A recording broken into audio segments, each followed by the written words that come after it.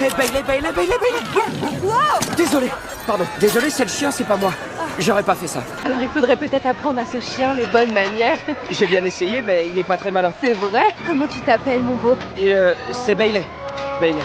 La vie de Bailey a commencé un après-midi. À l'époque, il n'était qu'un chiot enfermé dans une voiture étouffante. Mais Ethan et sa mère ont découvert cette petite vie au bord de la mort. Sa mère a ouvert une chance de survie à coups de marteau. C'était la première bonté humaine que Bailey ressentait. Ethan a décidé de lui offrir un foyer. Au moment où il a porté son collier en cuir, Bailey a eu l'impression de recevoir une médaille de héros.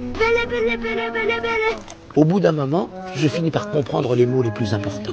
J'avais un petit garçon, il s'appelait Ethan. J'avais un nom, et c'était Bele. La nuit venue, le lit devenait leur petite base secrète. Ethan avait toujours des aventures incroyables à raconter. Pour Bailey, c'était son conte de fées. Chaque nuit en m'endormant, je me disais que j'étais hyper heureux d'avoir trouvé Ethan. Dès qu'ils rentraient à la maison, leur premier réflexe était toujours une course pour attraper la balle. Le temps a filé. Quand le ballon de football américain s'est envolé dans le ciel, le petit garçon était devenu un adolescent plein d'allure. Ethan portait le maillot numéro 19 et fonçait sur le terrain. Après le match, ils sont allés à une fête foraine pleine de rire. Bailey a rapproché Ethan et Anna. Anna croyait voir une vraie intelligence briller dans les yeux de Bailey. Ce soir-là, Ethan a raccompagné Anna chez elle. Dans la voiture, l'air était devenu silencieux, chargé de tensions amoureuses. À partir de là, la fille fit partie de notre meute. Je l'aimais bien. En plus, elle sentait les biscuits. On passait toutes nos journées ensemble.